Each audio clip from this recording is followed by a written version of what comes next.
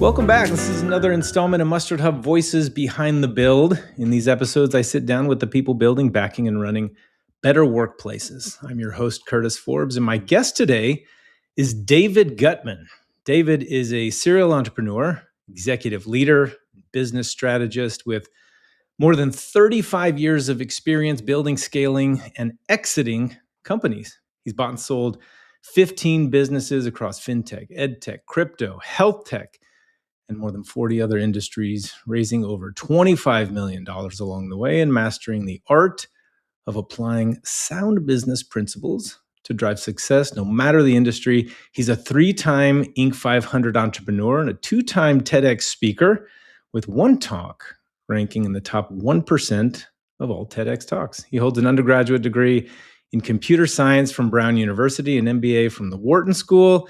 Today, David mentors a group of high-growth CEOs, runs a longevity business, hosts 2 weekly podcasts where he interviews C-level executives and servant leaders, and is finishing his first leadership book. He's also launching a nonprofit called 30 Acts of Kindness alongside his 84-year-old father.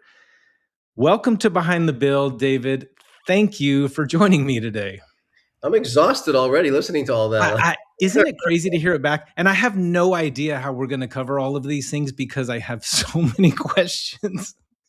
After we met and going through this, I'm thinking to myself, maybe we should really plan out like 5 or 6 of these. But I'm curious to hear about these TEDx talks. You know, what had this always been a goal of yours to do those, or were you to me, that was one of the first things that I was really curious about, given all of the experience that you had. So about 15 years ago, I saw this one TED Talk by this woman, Brene Brown, about vulnerability and authenticity. It's my all-time favorite TED Talk. And over the last 15 years, I probably shared it with well over 100 people. And ever since I watched that, I remember thinking, oh, it'd be nice if I had, something to say that would be worthwhile of a TED Talk. And so I planted this seed in the back of my mind. And then the more I thought about it, I actually, and a lot of encouragement from my wife, that, I actually did feel like I had something really worth saying, an idea worth spreading, if you will, like they say in their tagline. And it was a 2-year odyssey from the idea to actually to where we are now. And there are very few things that I put as much time and energy into as I did this, because it was that important to me. It's like, if I'm going to do it and it's going to be out there forever, I want it to be really good. And I'm really glad with how it came out. It probably only turned out that way because I'm an OCD control freak. Because everything that could have possibly gone wrong went wrong on the actual day. The audio didn't work. They didn't have enough camera. Like, it was a mess. But I got them to agree to let me have my own videographer team there. So I had backup of everything. And they even gave me control to do all the post-production editing, not me, my team. Yeah. And so it ended up coming out really good, but only because I'm a control freak. Hey man, that kind of over preparation, first of all, is definitely a learned skill over 35 years in business, right? You learn how to prepare for what you can't prepare for, and it's an asset, right? So this is one of those moments where you can see that. Well, I kind of want to start with some of that. You've bought, you've sold over a dozen, 15 businesses across, dozens of industries over your career. So for folks meeting you for the first time, how do you even describe to them what you actually do? I remember when my daughter was younger, and she would tell people what I do. She'd be like, my dad doesn't actually do anything. He just bosses people around. And it's so funny because then when she was, I guess she was 19 and she interned for the company I was president of at the time. She didn't work for me. She wanted nothing to do with working for me. Right. She was happy to work for my company. And then she actually got an understanding of it. Look, to me, the industry doesn't matter. Like, if you look at any business, there's always the commonalities, even whether it's a product or service. What does it cost you to get a customer? What's the lifetime value of a customer? What's your churn? The principles are not that different. And I think that Part of the problem people have when they're trying to grow and scale a business is they think it's some magic formula and they take their eye off the ball and they end up spending their days dealing with the minutia, what's on fire that day, and they don't have the ability to come up to 10,000 feet, take a little bit longer view. Because you need to balance both. You need to be focused on the day-to-day execution, but you need to have an eye towards what's down the road. And I think most entrepreneurs get that wrong. You know, that's an interesting through line, right? And I would agree that it kind of those same principles carry from one industry to the next, kind of no matter how different they look on the surface. If you rewind, I'm curious about, so that's also an experienced, right, way of kind of looking at things, and I'm curious about the early version of you. I mean, was there a moment or a person that kind of set you on this entrepreneurial path in the first place? So there's a few things that were really impactful. So my dad was an entrepreneur. He started a software company in his late 20s that eventually IPO'd. It was a precursor to AI, actually. So he Oh, would wow. design the screens and the reports, and it would generate the code automatically. And he had a client, and my dad was delivering these projects on time and on budget. No one ever delivers IT projects on time and on budget. No. And so they're like, well, how do you do that? He's like, well, I wrote these programs that write the programs. And they said, well, would you sell it to us? And he's like, sure, for $1 million, thinking there's no way they'll say yes. And then they said yes. And then he had to actually productize what he had done. And that company eventually IPO'd. So I always knew I wanted to be an entrepreneur. And then I would say the other two big impacts on me, one obviously was my misdiagnosis and being told I had 6 months to live when I was 24, the topic of my TED talk. That obviously, and what that really did was it got me to be less focused on me and more focused around the people around me. And what I realized was that I decided very consciously I was going to make my success the side effect, not the goal. And that just changed everything for me. And I would say that the third real big impact for me, when I finished business school, I had a bunch of consulting offers, all of which I turned down to do a search fund. And that was a bunch of the acquisitions we did were in that search fund. We did a roll up in the call center space. Now I knew enough to know I didn't know what I was doing, so I brought on an experienced management team from a competing company. And while they technically reported to me, my chief operator, Sharon Grossman was her name. She was amazing, an amazing leader, an amazing manager. Sadly, she's passed away. But I remember this one conversation. I'm ashamed to admit this, but I had said something really obnoxious in a meeting, and she said to me, Dave, you should never ask a question to which the only answer someone can give you is "I'm an idiot." And because I really respected her, it was like someone had splashed a cold bucket of water in my Yeah. face. And I will say, from that minute forward, literally from that moment forward, I led and managed in a very different way. Interesting. That's wow. That's powerful. Now, you're finishing your first book on leadership. Sounds like, right, this summer, and I'd love for you to kind of tell us a little bit about it. Kind of unpack the ideas behind it. What's the core message that you're getting across? I think that people see very successful, entrepreneurs like an Elon Musk or a Steve Jobs or, the Larry Ellison or someone like that, Sure. and they want to emulate that. And the reality is, those are not nice guys, right? Now, and I would argue that they're successful in spite of their leadership style, not because of it. That if you're truly gifted, like Steve Jobs as a visionary or Elon Musk as an engineer and first principles kind of person, people will tolerate your bad leadership because there's so much they're learning from you. But when you're not among the most gifted human beings to ever live, that's not available to most of us, right? Right, right, Us mortals. And my argument would be a servant leadership approach is the best approach for us mere mortals. Because, and people always say, should you put your employees first? One, I actually hate calling them employees. I like to call them coworkers because I don't like to think hierarchically.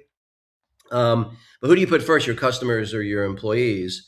You put your coworkers first, because if you take care of them, they will take care of your right, customers. right. And that principle is lost. In fact, it's the underlying, through line for my podcast is I want to talk about those people that have been successful and also managed to maintain a good moral compass. They shouldn't be as few and far between as they are, but they are. And I would argue it's very similar to the kind of person who wants to be a policeman, maybe shouldn't be. The kind of person who wants to be a politician, maybe shouldn't be. I think it's true. The people that want to have power and control in a company, that want to be the CEO, oftentimes there's a lot of dark triad, characteristics that go with that. You can see why I would attract a more narcissistic person to that. And so you see a lot of psychopathy in the C-suite, unfortunately. And so part of what I'm trying to do is demonstrate to people that you can be successful and also be a wonderful human being. Those things don't have to be mutually exclusive. I love that. And when we spoke before, you told me a story, right? That you told your daughter that being a good parent, right, comes down to doing, the things that your parents did that you loved, and doing the opposite of the things that you hated. And so leadership is a lot. You've said that leadership is kind of a lot like that. Walk me through what that looks like in practice. Sure. So it's funny. It actually made it into my TED Talk. In fact, I joke with my wife because she likes to say she co-authored my TED Talk. She did have a lot of wonderful input. In fact, the best line from the TED Talk was hers. I have to give her credit, which is the measure of a life isn't what you build, it's who you make better. That's her line. Like that. Got to give her full credit. But I like anyway, that. Okay. one of the guys I talk about in my TED Talk is this guy. His name is Mike Hess. And I'm actually going to have him on my podcast because he's still alive, it turns out. But he was my boss when I was 24, actually 23. It was about a year before my misdiagnosis. And we were working, it was a crazy project. We were working 80 to 100 hours a week. It was crazy. And I was a competitive triathlete at the time. And Mike, really nice guy. And he really, I just could tell he really cared. Like he knew I was doing triathlons, and it was the night before a big race. And I was surprised to even remember I had a race. But he's like, Dave, like it's getting late, wrap it up. And, you got an early bike check-in for your race tomorrow. Get out of here so you can do your race. And I'm like, Mike, it's okay. Like there'll be other races, not that big a deal. And he's like, I'm not giving you a choice. Go home, get out of here. You can come after your race tomorrow.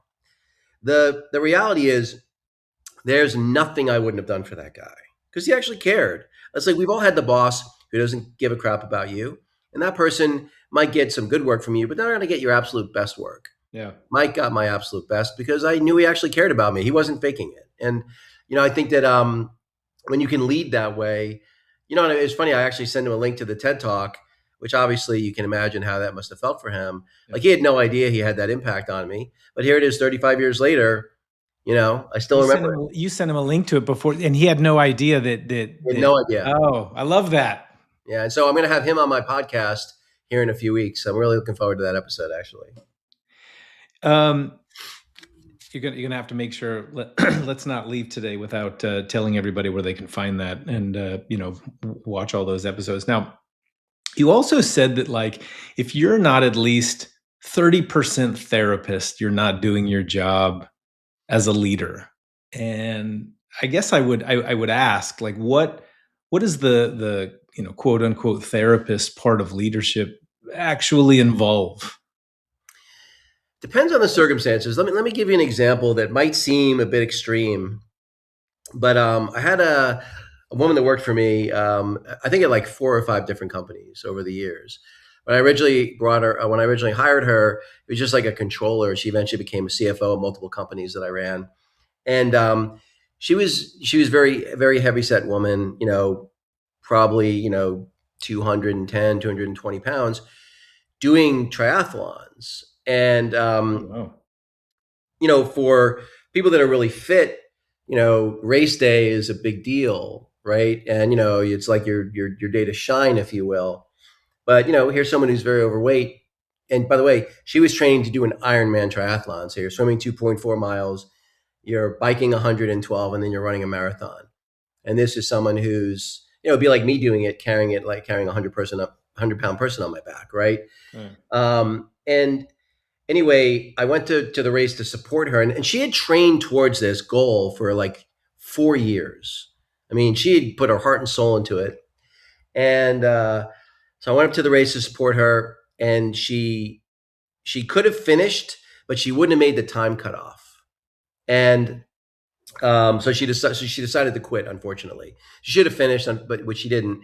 And I remember thinking to myself, now mind you, this person had worked for me at that point for probably 3 or 4 years, and I knew how important this was to her. And I had what I had originally planned was to have this big. I knew she was taking the next day off to recover, but the day after that she'd be back at work. And so I was going to decorate her office and all this, but now obviously it didn't turn out to be a celebration because she didn't finish the race. And I probably spent 20 hours writing her a card. Like, you'll think I'm exaggerating, but I'm not. Because I'm like, if I was her, what could someone say to me To make me feel after better. putting in all this effort that would make me feel, like it wasn't all for nothing? And I accomplished it. And I would argue that part of the reason she followed me at 4 other companies and did amazing work every place she was because of how much care I gave to her professional journey, but also her as a person. And so that's just an example. That's not necessarily being a therapist per se, but to me, it's like if you really genuinely care about the people that you work with, they're gonna feel that, and they're gonna perform in a different way than they would for someone who's just a job. I mean, I think it's about humanity, right? And I know that's something you kind of wanted to talk about today is this idea about humanity in corporate America. Um, and that's a lot of what I'm hearing, you know.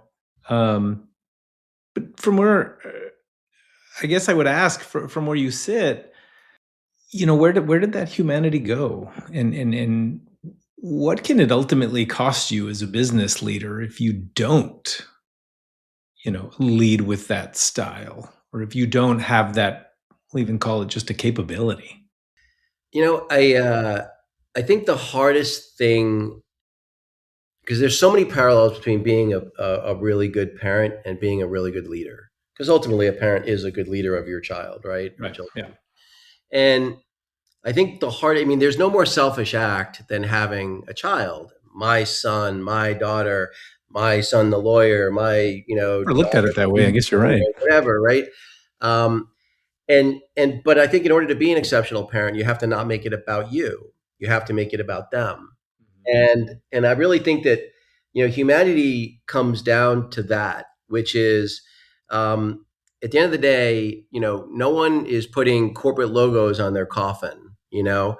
Um, the it really, again, maybe it's my near death experience, if you will, that really kind of ingrained this in me, which is, if I'm not going to enjoy the journey and feel good about the journey, then why bother? I mean, for me, the company I worked for just IPO'd. I had 300,000. I was worth $300,000 on paper at 24, back when that was a lot of money. I've been a Division 1, college wrestler at an Ivy League school, and then got accepted into a second Ivy League school. So by most people's measure, really successful. And I'm like, I'm going to be dead in 6 months. All that was for nothing, like for nothing. And and so when I didn't die, and I was like, okay, I'm going to take a different approach. I have to enjoy the journey. And yes, the destination is not meaningless, but if I don't enjoy the journey, I don't enjoy the journey, then the destination is meaningless. You know, I mean, I just kind of want to let that sit for a second, right? I mean, it's inspiring words, and I guess I would even say that I generally follow, I think, the same paradigm. If you, I guess, if you were approached by a small, mid-sized business owner who wants to put people first, right? Feels stretched thin. What does that actually look like on a Tuesday afternoon when everything is on fire, right? I mean, you talked about um, how a lot of business owners, right, can get so caught up in that day to day, and maybe an inability to lift themselves to that 10,000-foot view to manage their businesses. What happens when things are on fire? They have to get down into the trenches. What does people first look like in that instance? Well, it can't happen in the instance. It has to happen before that for it to work, in my experience. The good news is it's a lot easier to do than people think. And there are three things that I do at any company I'm at or advise or that I give advice to. They don't all take my advice, but when they do, um, and the first one is I make every single employee a shareholder. And the reason I do that is if you want people to act like owners, you have to make them owners. You will occasionally have the employee who is just so self motivated and directed that they'll act like an employee even when they're not. Sorry, an owner even when they're not. But I would argue you're taking advantage of that person, and that doesn't feel good to me, right? Mhm. So, and the reality is, even if you just set aside 10% of the equity for non-founders, I guarantee you, with zero hesitation, that giving away 10% of your company 100% of the time will increase the value of your company by more than 10%. So even if you're just a selfish prick, you'd be better served to give away 10% of your company to your employees. Now, better not to be a selfish prick and do it for Yeah. the attention, right? But even if you only cared about the outcome, that would be the smart move. So, number one, make every single person a shareholder. Number two, I insist on any company that I run or that I mentor that they have quarterly board meetings. And at those quarterly board meetings, one of the main things that I always do is I do a variance analysis of, hey, what was our budget? What was our actual results? And where were things better than we thought? Where were things worse than we thought? Why? How are we going to modify things moving forward? And then what I always do is I give effectively that same presentation that I gave to the board, I give in a company wide meeting the week after the board meeting. Because again, I want to treat every single employee like a Like an owner. shareholder, which they are. And so every person in the company knows what's going better than we thought, what's going worse than we thought, why those things are true. It just makes everyone row in the same direction much better. So give everyone equity and then treat everyone like a shareholder. Have effectively a company wide board meeting, if you will, the week after your regular board meeting. And the third thing I do that I used to think was really hokey, but I don't anymore because I see how effective it is that every company, again, that I either it's my decision or I'm mentoring people, I insist on them having two sets of core values, an internal set of core values and an external set of core values. The internal core values is the filter that is used to hire, promote, and reward people within the organization. So if your core values are grit and integrity and whatever they Right. are, right? You create an award for each of, let's say you had four core values, you create a reward for each one. And every quarter, so the first quarter that I have them, I give the awards away as the CEO. And every quarter after that, the person who gets the award gives it to somebody else in the organization. So there's a small monetary, a couple $100 that comes with it and a little trophy that they get that they can put on their desk or their mantle at home or whatever. And it reinforces those core values. But what I do is I don't come up with those core values myself. I work with the executive team and I have the entire company vote on those core values, both the internal and the external. And now everyone feels bought into those. Everyone sleeps better in the bed they make. And so those three things um, make an enormous difference in being seen in performing as a servant leader. And then when you have things that catch on fire and people need to work through the weekend, you don't even need to ask. They're Yeah. volunteering to Yeah. do it because of how you've included them in the process, and they see it as much as their problem as it is Yeah. yours. They have skin in the game. Um, I'm listening to this and I support this like 100,000%. And we do the same things. In fact, we did our internal, we do also have internal and external core values. We did our internal core values as a tournament bracket where we Mm, voted on them in brackets until we came down to the core set that we wanted. And we actually made it that kind of fun, sort of almost gamified thing. We did it over a couple of weeks and it was actually really, really, really cool. But I 100% agree, giving them that experience of being owners, right? Gives them skin in the game. And, those are definitely good notes to take. And I wanted to make sure that I asked you about this. I know this is personal to you, and I think it kind of captures, about this sort of people first approach. You and your 84-year-old dad are launching a nonprofit called 30 Acts of Kindness, and he built the app himself With the help of Claude Code, yes, with but the help of Cloud Code. he did all the Tell me development. the story. Tell me where it came from. Tell me what it's like working with your father. Yeah, give me it all. So the nexus of it was I was a Division I college wrestler. My dad wrestled a bit in high school, college as well, and so once a year we do a father and son college wrestling trip where we go to see a college, an interesting college match. So this year was Penn State and Iowa. My dad lives in Chicago, so I flew into Chicago, 3.5 hour drive each way. My dad's retired, and he was lamenting the fact that he has nothing to do, no reason to get out of bed in the morning. And I'm like, well, Dad, if you could do anything, what would it be? And he said, I want to make the world a nicer place. I want people to be nicer to each other. And I was like, okay, well, I love my dad. So what can I do to be helpful? So my original thought was, what if we did, if you're familiar with 75 Hard, where you document your fitness journey for 75 days? I was like, what if we, so my original thought was, what if we called it 75 Nice? I know some people that know Andy Frisella, the guy who created 75 Hard. Maybe he'll Mhm. give us a waiver or whatever. And then I'm like, let me shrink it to 30 days. And the idea is someone documents 30 days in a row, 30 acts of kindness. And at the end of the 30 days, they get a bracelet that basically says they're certified. We basically send them a bracelet that says they're certifiably kind with a serial number on it that's tied to their acts of kindness. We'll also allow people that want to extend to 90 days or 365 days and give them a nicer bracelet. But ultimately, 30 acts of kindness. Again, we're just trying to get people to be conscious and aware of trying to be kind to the people around them in the world we're in. Everyone can agree that we need more of that. And I haven't seen my dad this excited in 20 years, maybe ever. And we talk almost on a daily basis. We were talking this morning about the product roadmap and what Yep. we're going to have in the MVP and what we're going to do subsequent and stuff like that. And so it's just been really delightful to it's one more thing on my plate, but it's something I really enjoy. Look, Yeah, my yeah. dad's really healthy for an 84-year-old, but he's 84. And I really want to enjoy, as much of the time together as we have left. And it's a way for me to honor him. And he's really excited. So it's been fun. I love that.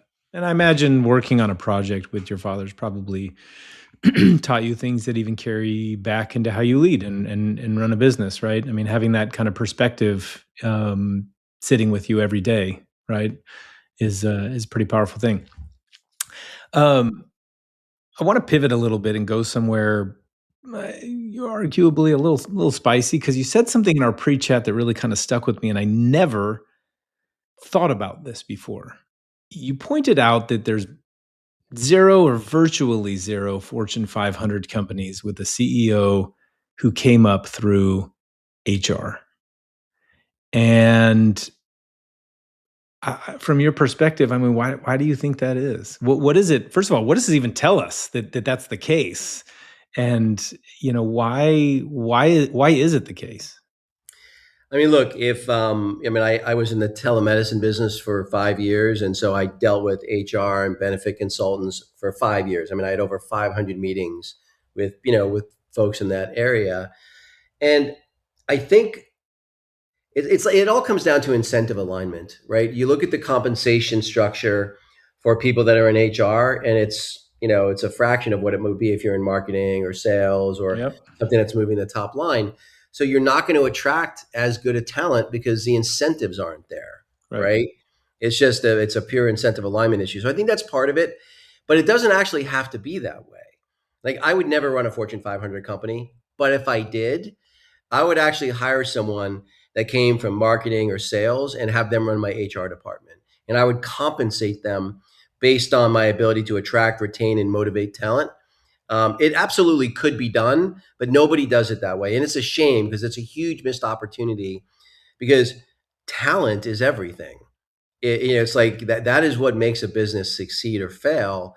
And it's not just, again, you have to attract the talent, you have to Yeah. motivate the talent, and you have to retain the talent. You have to do all three. And the only way you can do that is to, I think, do it in a way that puts the It's counterintuitive. That puts the employees first and it puts the company second. That's what will get you the best result. But almost nobody does that. Um, it's interesting that obviously HR is often treated as a cost center, and I can imagine that being maybe one of the reasons why there could potentially be a more mediocre talent pool. I don't know. Um, but I think being, that critically important piece of the organization, of that function of the company, um, I would agree, especially as the company grows, right, in size, especially if we're dealing with mid-market up onto enterprise. I mean, it may be the single most important function, or certainly one of them, obviously. So, um, I'm curious, like, what changes when you treat the attracting and motivating and retaining the talent as a revenue driving job instead of an administrative one, right? So for me, and you didn't necessarily like say this explicitly, but for me, I think about turning that, idea of it as a cost center into, you know, into a revenue generating one, right? And you look at retention economics, and I certainly think that if you look at it through that lens, right, it has a different meaning. So, with somebody with your experience who's done what you've done across the industry that you've done it, tell me what that means when you treat that as more of a revenue driving job instead of how it's perceived now, it's purely administrative. It's funny, so you're right. Clearly, HR is a cost center, but so is your financial function. And there are plenty of Fortune 500 CEOs that were CFOs. A COO is usually more of a cost center, not a revenue center. And then plenty of COOs that have become CEOs of Fortune 500 companies. HR is usually the redheaded stepchild, right? Let's just be honest, you know? And people even joke that that's where people say, "Oh, that's where careers go to die." Unfortunately, and the reality is, it doesn't have to be that way. I think everything has to be measured differently. The reality is, let's even take something like turnover. Okay, turnover isn't necessarily bad. It depends on the role. It depends on the compensation. There are a whole bunch of it depends on the economy. Yep. There are a whole bunch of variables, and turnover isn't necessarily bad. In fact, one of the most critical success factors, I think, in scaling a business is hiring really well. But part of hiring really well is firing fast. And so if you punish people for letting people go, for having turnover, it makes it hard for them to fire fast. So I think you have to think about each situation a little bit differently, and be clear-eyed about how you're gonna. So again, it also depends what stage the company's in. So if I'm in a super high growth stage, I'm gonna have to accept the fact that I'm going to make more hiring mistakes because I'm doing more hires in a shorter period of time. Versus I'm a more mature company, stable. I should be able to make less hiring mistakes, then. So there's so many variables that sort of, kind of tie into it, if you will. For the SMB leader, right? Maybe the owner, the operator, the HR of one, as we like to kind of refer to them. What's the takeaway for them? I mean, how do they start treating their people strategy like it actually drives the business? I mean, for me, when even companies that were doing 150 million in revenue and had 100, 150 employees, I want to interview every single person that we're gonna, even if it's for 15 minutes. So I won't necessarily be the only interview. I won't necessarily be the final interview. But if it's my job to be the one responsible for the company culture, there's nothing more important about that with regards to the company culture than the people that are in it. And I don't have to be best friends with everyone that I work with, but I want to have at least a little bit of a read on that person before. And I can also be helpful downstream if things don't go as well with a particular person, if I was involved in the process. So I think that, people like to, um, outsource that a little too much, too early in the growth of their organization. And I would say that at a minimum, whenever it's a key role, I mean, I see CEOs, outsource that all the time. That they're fairly important roles, but maybe one or two levels down from them, and they're not involved in the interview process. The other thing that I do that's probably a little bit unusual is, especially for any key hire, I do at least one reference check myself.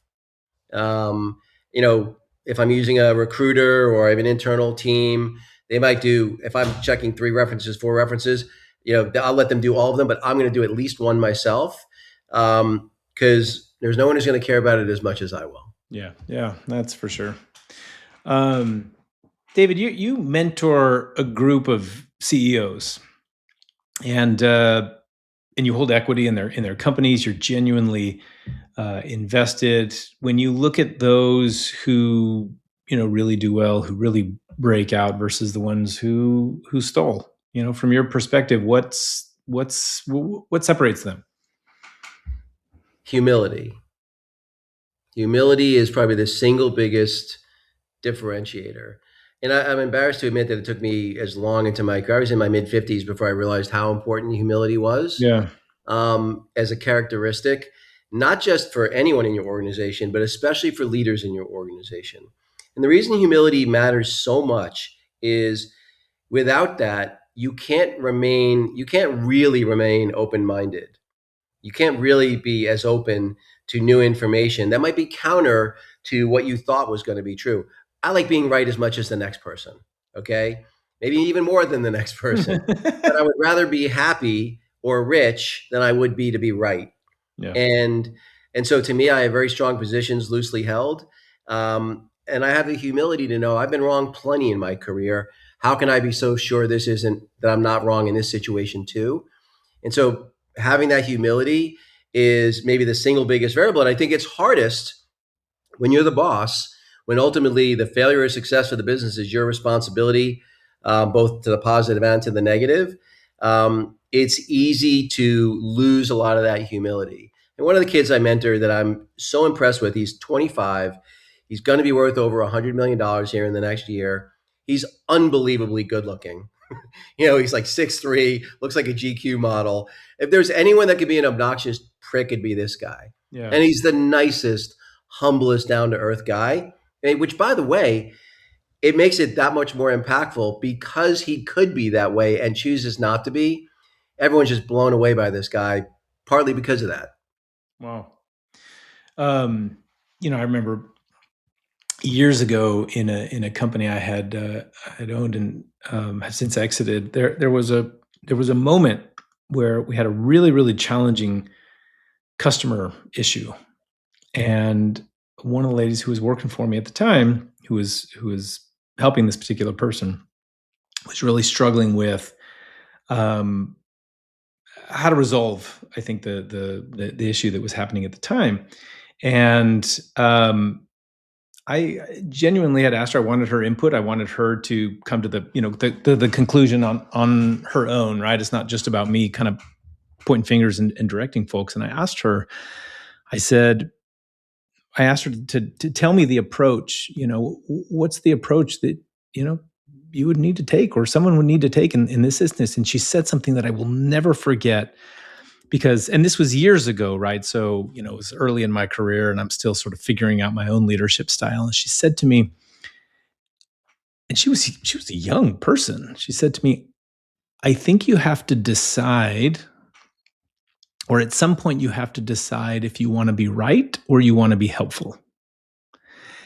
And, I'm a young CEO at the time, and she's younger than I am, right? And I just was like blown away with like that, and I've remembered it ever since. And it kind of speaks to what you're talking about, right? I mean, yeah, being right is one thing. I learned through my years and playing and performing music on the jazz circuit that ego gets you absolutely nowhere. Ego gets you absolutely nowhere, and ultimately can turn that music that you're making, right? And think about the cast, right? The ensemble in your business organization can ultimately turn it into a dumpster fire. And so what she said just hit me like a ton of bricks, made me step back, and I'm like, you're good. you got this whole thing. You don't even need me here. So good on you. And I, really, really kind of proud of her for doing that, but also for articulating what I think at the time I really wasn't able to articulate. What I'm do going you? to I mean, that phrase, by the way, because I like it better. So, would you rather be right? Because I've heard people say, "Would you rather be right or would you rather be happy?" I actually like that one better. Would you rather be right or would you rather be helpful? I like that one better, actually. yeah. Yeah, I mean, it seemed to work at least in that moment, because in that moment, that was really that was the fork in the road, right? You can be right, or you can make a decision that helps this come to some positive resolution. And what do you see? What do you see younger founders get wrong most often? Especially when it comes to their people, I guess something maybe you wish someone had told you early in your career. I mean, they really push back hard against having a budget, having quarterly board meetings. Like, I don't want to Who be. wants a budget? I know, like, I don't want to be corporate. I'm like, would you like to be rich? Would you Hmm. like to make the people that work for you rich?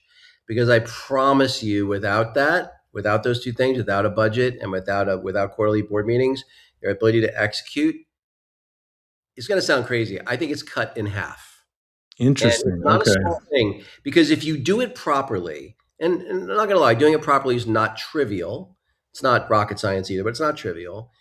What you do is for the next 12 months, you are super granular about everything, the decisions you think are going to make, the hires you're going to make, how much you're going to pay those people, when you're going to add new SaaS tools, whatever it might be. You're as thoughtful as you can possibly be about the next 12 months.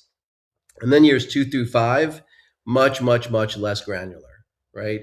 And then you just kind of have that rolling 12 months where you're super, super granular. And then what that does is it makes it super easy for you to do the budgeting process for the subsequent year. And it allows you to do a really good mix of really managing the day to day well.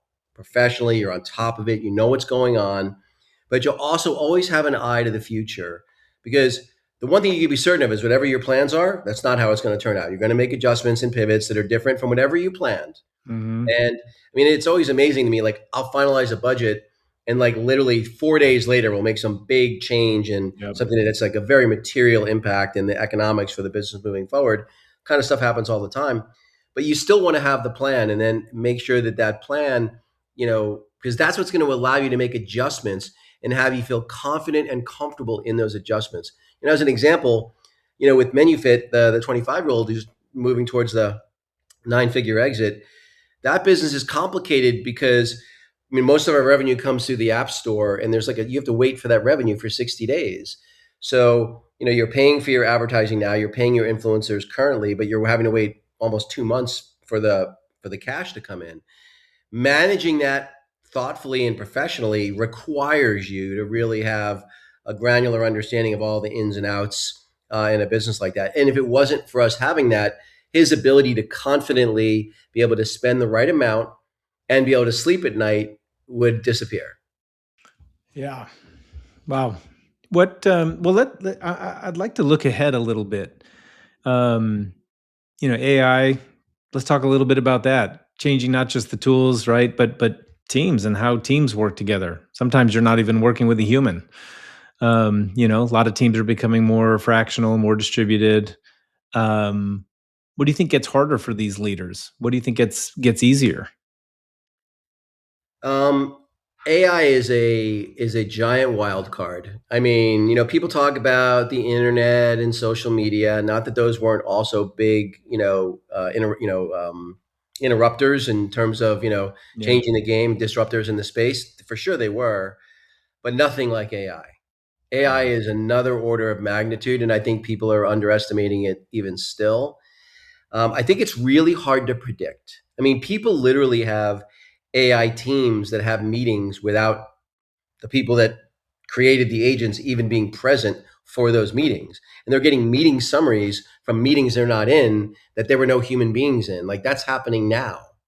And so I think that the landscape is going to change. The one thing you can be certain of is if you don't embrace AI, it's game over Yeah, for for you. sure.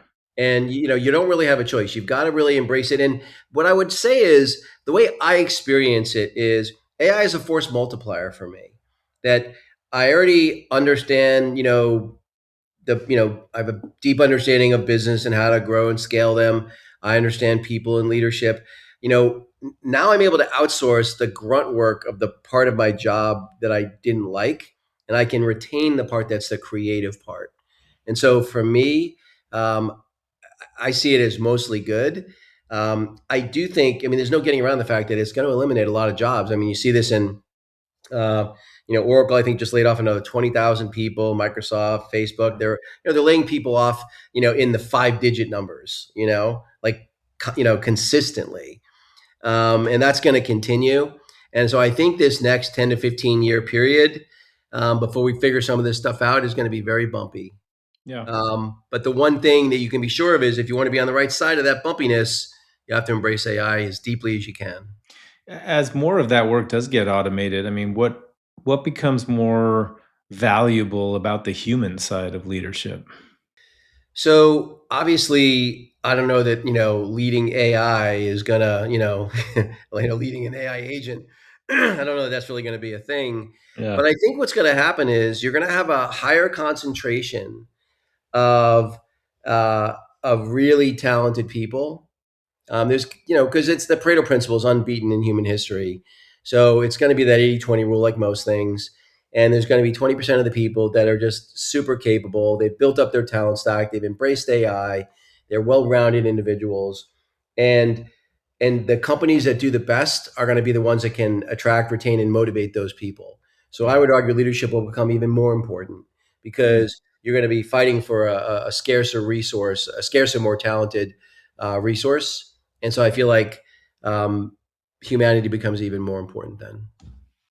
David, I want to wrap up with one more question that I always like to ask. If a business leader, were going to come to you and really want to get it right, by their people, I guess maybe they could only act on one piece of your advice, right? You're on an elevator with them before it gets to the top floor and the doors open and they walk right out of there. What is that one thing that you tell them? It's a two-sided coin. Deflect as much credit as humanly possible and absorb as much blame as humanly possible. I like that. This is a new one. It's not a new concept. It's a new one for this podcast. I like the originality. It's good. And also powerful advice. David, thank you. Thanks so much for joining me. Appreciate you being here and taking the time. Curtis, thanks for having me on and asking thoughtful questions. There's not enough of this out there, and the more I can be helpful to people, the happier I am. Awesome. Well, thank you. Thanks to all you watching and listening to MustardHub Voices Behind the Build. Be sure to subscribe so you don't miss the next episode. Visit mustardhub.com to learn more about what we do and discover how we help companies become destinations for workplace happiness and turn culture into a competitive edge. Until next time.